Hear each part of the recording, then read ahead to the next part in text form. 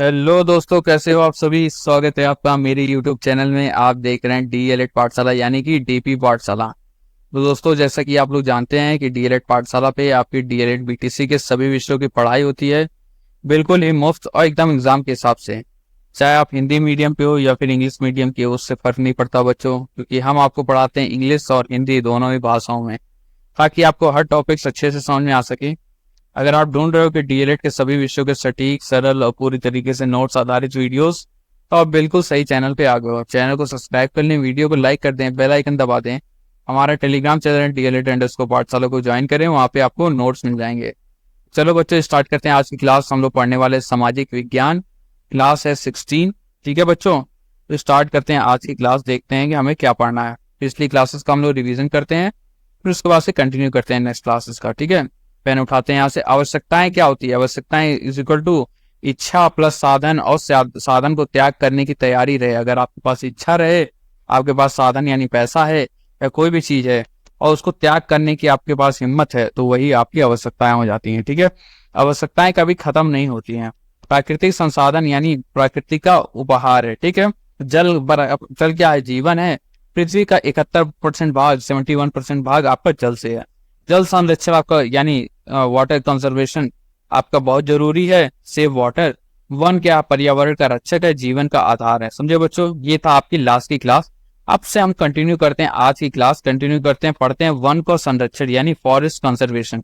अब फॉरेस्ट को हम कैसे बचाएं? ठीक है, एक होता है डिफॉरेस्टेशन, वर्ड होता है यानी पेड़ को काटना, और एक होता है एफॉरेस्टेशन, ये फॉरेस्टेशन यानी पेड़ को लगाना।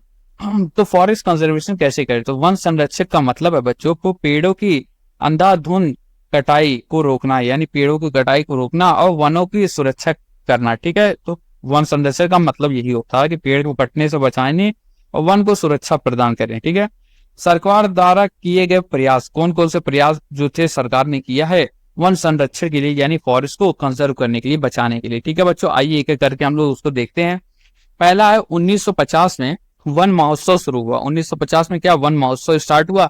इसमें वृक्षारोपण, प्लांटेशन करके पेड़ों की संख्या बढ़ाई गई। ठीक है, इसमें क्या किया गया? 1950 में वन महोत्सव हुआ, तो उसमें क्या हुआ? उसमें प्लांटेशन, वृक्षारोपण हुआ, पेड़ों की संख्या को बढ़ाया गया। ठीक है, 1965 में केंद्रीय वन आयोग ने यानी सेंट्रल फॉरेस्ट कमीशन बना, जिसमें वनों की रक्षा सुरक्षा सुनिश्चित की गई। ठीक है, तो वन की रक्षा करने के लिए 1965 में एक और आयोग बना दिया गया, जिसका नाम था केंद्रीय वन आयोग यानी सेंट्रल फॉरेस्ट कमीशन। समझे बच्चों, आगे बढ़ते हैं। 1978 यानी 1978 में अहमदाबाद में भारतीय वन प्रबंधन संस्था स्थापित हुआ, और अवैध कटाई, जो अवैध कटाई, गैर कानूनी कटाई होती है, उसको रोकने के लिए कानूनी कदम उठाए गए। समझे बच्चों, तो 1900 कौन कौन से आप याद कर सकते हैं? 1950 में वन महोत्सव, 1965 में सेंट्रल केंद्रीय वन आयोग, और 1978 में आपका अहमदाबाद में भारतीय वन प्रबंधन संस्था स्थापित हुआ। ठीक है, अब वनों को नुकसान पहुंचाने वाले कौन कौन से कारण होते हैं उस पर हम बात कर लेते हैं। कौन कौन से कारण से वन आपका नुकसान पहुंचता है? पहला होता है जंगलों में आग लग जाना। ठीक है, अभी आपने देखा होगा अमेजन फॉरेस्ट जो है वहां पे आग लग गया, तो उससे क्या हुआ? उससे वन का नुकसान हो गया, फॉरेस्ट का। पेड़ों की कटाई करना, हम लोग अपने लालच की वजह से पेड़ों को काटते जाते हैं। ठीक है, तो पेड़ों की कटाई करने से भी आपका वन का नुकसान होता है। वृक्षारोपण ना होना, नया पेड़ लगाना ही नहीं, केवल काट रहे हैं, पेड़ लगा ही नहीं रहे हैं, तो क्या हो रहा है? वनों का नुकसान हो रहा है, जंगल खत्म हो रहे हैं। बिना योजना की जानवरों की चराई, यानी बिना किसी योजना के अब आपने खुले में अपना साड़ रख दिया, गाय रख दिया, और वो जा रही है किसी का खेत खलियान खा ले रही है। ठीक है, भैंस हो गया, और किसी का आम का पेड़ लगा हुआ उसको खा लिया उसने, तो पेड़ ही नहीं हुआ, पता चला पेड़ ही खत्म। ठीक है, तो ये वन को सुरक्षा योजना उसके लिए बनानी चाहिए कि जानवरों को किस तरीके से चराया जाए। ठीक है, तो ये सारे आपके क्या कारण थे? आपके वनों को नुकसान पहुंचाने वाले कारण। समझे बच्चों, समझ में आया कि नहीं? याद रखिए बच्चों, अगर आपको समझ में आया है तो हमारा टेलीग्राम चैनल DLED_पाठशाला को ज्वाइन करिए। हमारा इंस्टाग्राम ID DP.पाठशाला, हमें यहाँ पे फॉलो करें।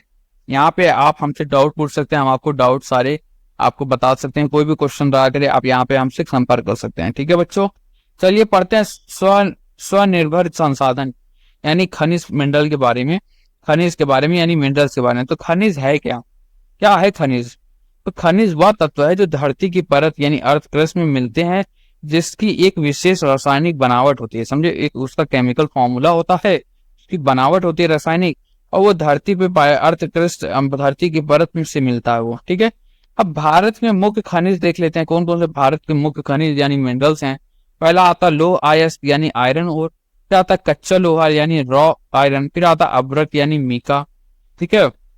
मैग्नीज, बॉक्साइट, सोना, कोयला, ये सारे आपके मिनरल्स जो हैं ये आपके कहाँ भारत में पाए जाते हैं, ठीक है।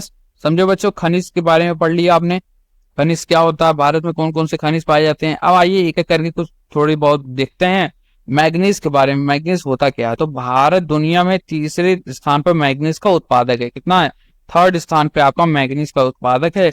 इसका इसका 90% इस्पात यानी मैग्नीज का जो यूज होता है वो 90% स्टील बनाने में यूज होता है। क्या होता है, स्टील बनाने में, इस्पात बनाने में, ठीक है।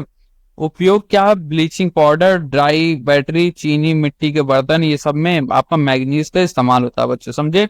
आगे पढ़ते हैं बॉक्साइट के बारे में। बॉक्साइट क्या होता है, तो इससे एल्यूमिनियम बनता है। क्या बनता है, एल्यूमिनियम बनता है। उपयोग इसका हवाई जहाज, अब एल्यूमिनियम का उपयोग कहाँ है, हवाई जहाज में, बिजली के सामान में, बर्तन में, मशीन में, ये सारे आपका बॉक्साइट का यूज होता है, समझे बच्चों। आते हैं तांबा यानी कॉपर के बारे में पढ़ते हैं। तो यह विद्युत का अच्छा चालक है, जैसा कि आपने पिछली क्लासेस में पढ़ा था, गुड कंडक्टर ऑफ इलेक्ट्रिसिटी।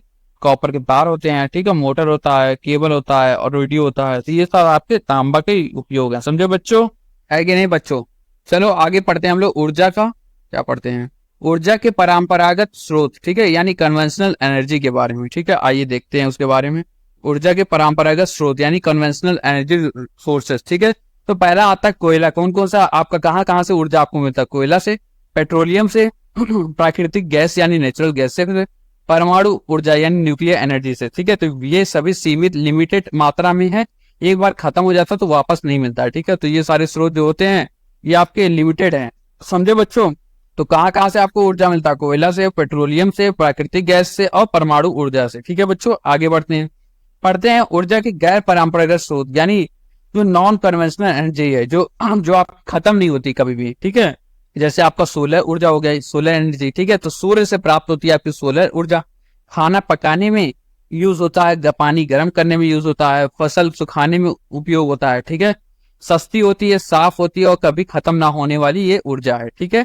आगे आते हैं गोबर गैस के बारे में पढ़ते हैं। गोबर गैस क्या होता है, ये सब आपके 11th-12th के टॉपिक हैं, 10th 11th 12th, ठीक है। गोबर से जो गैस बनती है उसी को गोबर गैस कहते हैं। इसमें गोबर होता है, कचरा होता है और मल मूत्र से बनती है, ठीक है। उपयोग खाना पकाने में और बिजली बनाने में आपका इसका इस्तेमाल होता है गोबर गैस का, समझे बच्चों। आइए आगे पढ़ते हैं हम लोग ज्वारीय ऊर्जा यानी टाइडल एनर्जी। ज्वारीय मतलब समुद्र में आपका ज्वार जो ऊपर उठता है, यानी जो लहरें ऊपर उठती हैं और नीचे जाती हैं, तो इसी से आपका ऊर्जा बनती है। तो समुद्र की लहरों से बनती है ये। कच्छ और कैंप की खाड़ियों में संभावनाएं, देखो बच्चों, कच्छ और कैप जो है वहां की खाड़ियों में संभावना यहाँ पे ज्वारीय ऊर्जा आपको बनती है। जैसे आपका जो कच्छ क्या हो गया, जैसे भारत में गुजरात की कच्छ की खाड़ी और कैब की खाड़ी यानी खनभात की खाड़ी, जिसको आप कैम की खाड़ी बोलते हैं, उसमें ज्वारीय ऊर्जा के लिए सबसे अच्छा स्थान है। वहां पर आपका ज्वार भाटा का अंतर बहुत अधिक है, जो बिजली उत्पादन के लिए आपका बहुत फायदेमंद होता है, ठीक है। आते हैं हम नेक्स्ट चीज पे आते हैं, भूतापीय ऊर्जा यानी जियोथर्मल एनर्जी।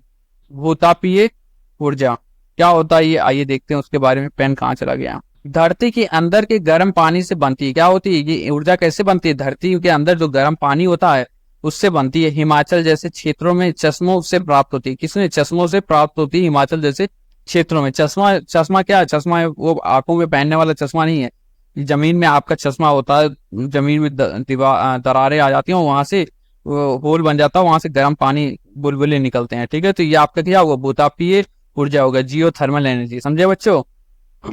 आगे आते हैं नगरों का कचरा यानी सिटी वेस्ट एनर्जी क्या है। तो देखो शहरों में कूड़े से बिजली बनती है। क्या होती है, कूड़े से बिजली बनती है। गन्ने की खोई से भी बिजली बनाई जाती है, ठीक है। तो गन्ने की खोई से भी बिजली बनाई जाती है। आगे आते हैं परमाणु ऊर्जा, जो सबसे ज्यादा इंपॉर्टेंट है आपकी न्यूक्लियर एनर्जी यानी परमाणु ऊर्जा, ठीक है। तो 1 पाउंड यूरेनियम से 12 लाख किलो कोयले के बराबर ऊर्जा होती है। कितना, 1 पाउंड यूरेनियम से आपका 12 लाख किलो कोयला के बराबर ऊर्जा मिलती है।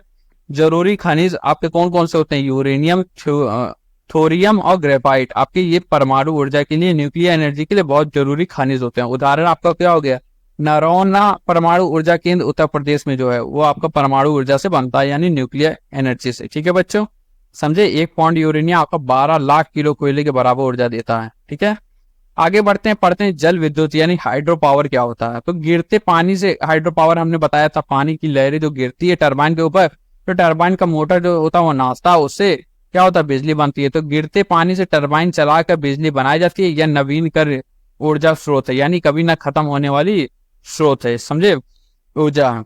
आगे आते हैं तापीय विद्युत यानी थर्मल पावर क्या होता है। तो कोयले से भाप बनाकर बिजली बनाई जाती है। क्या होता है, कोयला से थर्मल पावर में क्या होता है, कोयले से भाप बनाकर बिजली बनाई जाती है। यह सीमित संसाधनों पर निर्भर होता है। ठीक है, ये होता है आपका तापीय विद्युत बच्चों। अब हम पढ़ते हैं मौसम और जलवायु। इसके बारे में भी हमने पिछली क्लासेस में, कई सारी क्लासेस में बार बार पढ़ा हुआ है कि मौसम क्या होता है, जलवायु क्या होता है, ठीक है, क्लाइमेट क्या होता है, ये सारी चीजें हमने पढ़ी है। फिर से हम एक बार देख लेते हैं कि आपका मौसम क्या होता है। तो मौसम किसी दिन की स्थिति, जैसे तापमान हो गया, हवा हो गया, वर्षा हो गया, ये आपका क्या होता है, ये आपका मौसम होता है। ठीक है, जलवायु क्या होता है, क्लाइमेट 30 वर्षों के मौसम का औसत आपका जलवायु होता है, यानी क्लाइमेट होता है। ठीक है बच्चों, आगे बढ़ते हैं, पढ़ते हैं पर्यावरण मित्रता यानी इन्वायरमेंट फ्रेंडलीनेस क्या होता है, पर्यावरण मित्रता। ठीक है, तो यह धरती हमारा घर है। क्या है, यह धरती हमारा घर है, इसकी रक्षा करना हमारा कर्तव्य है, इसकी रक्षा करना हमारा कर्तव्य है। सूर्य, जल, पेड़, चांद, तारे सब ईश्वर की देन है, समझे, ईश्वर की सारी देन है। इसका दुरुपयोग यानी मिसयूज नहीं करना चाहिए। ये आपका क्या, पर्यावरण मित्रता यानी इन्वायरमेंट से दोस्ती है। ठीक है, तो धरती हमारा घर है, इसकी रक्षा कराना हमारा कर्तव्य है। सूर्य, जल, पेड़, चांद, तारे सब ईश्वर के देन है, इसका दुरुपयोग नहीं करना चाहिए। ठीक है बच्चों, समझ में आया तो बेल आइकन दबाइए, लाइक करें हमारी वीडियो को, और हमारे टेलीग्राम चैनल DLED_पाठशाला को ज्वाइन करें, वहां पे आपको नोट्स मिल जाएगा। ठीक है बच्चों, स्टार्ट करते हैं। अब हम क्विक नोट डिस्कस कर लेते हैं कि हम लोगों ने क्या क्या पढ़ा। वन महोत्सव शुरू हुआ आपका 1950 में। वन आयोग बना आपका 1965 में। बॉक्साइट से बनता आपका एल्यूमिनियम। परमाणु ऊर्जा का स्रोत कौन सा, यूरेनियम। सबसे अच्छा स्रोत क्या है आपका, सौर ऊर्जा। सबसे साफ ऊर्जा कौन सी है, सौर ऊर्जा और पवन जल। तापीय ऊर्जा का मुख्य स्रोत क्या है, कोयला। ठीक है, ये था आज की क्लास, आशा करता हूँ आप लोगों को अच्छी लगी होगी। आगे आते हैं, नरौरा परमाणु केंद्र आपका कहाँ है, उत्तर प्रदेश में। सबसे पुराना देश जापान है। ध्रुवीय राष्ट्र के नेतृत्व जर्मनी है। कपास का रेशा मिलता है कहाँ से, फल से। और ग्रीन इंडिया मिशन शुरू कब हुआ, 2014 में। ठीक है, अब हम पढ़ने वाले हैं। तो बच्चों ये थी आपकी क्लास। कल हम लोग पढ़ेंगे क्या, कल हम लोग पढ़ेंगे पार्ट, आप ये गलत लिखा हुआ, ठीक है, हमारे भारत के बारे में आप पढ़ेंगे, अपने इंडिया के बारे में। ठीक है, तो भारत का क्या नाम था, उसकी हिस्ट्री वगैरह, ये सारी चीजें पढ़ेंगे बच्चों। आशा करता हूँ आपको वीडियो समझ में आएंगे, आज की क्लास अच्छी लगी होगी। अगर अच्छी लगी है तो चैनल को लाइक करें, सब्सक्राइब करें, बेल आइकन दबा दें, और हमारा टेलीग्राम चैनल DLED_पाठशाला को ज्वाइन कर लें, और हमारा इंस्टाग्राम ID DP.पाठशाला को वहाँ पे आप फॉलो कर सकते हैं। कोई भी जानकारी अगर रहा करे, कुछ नहीं रहा करे, आप वहाँ से हमसे संपर्क कर सकते हैं। ठीक है, बताइएगा आगे की क्लासेस में आपको कौन से सब्जेक्ट चाहिए, क्योंकि ये 1 से 1.5 हफ्ते में आपका ये कंप्लीट हो जाएगा, ये आपका कंप्लीट सिलेबस। ठीक है बच्चों, चलो फिर मिलते हैं नेक्स्ट वीडियो में, तब तक के लिए धन्यवाद आप सभी का, bye bye, thank you everyone.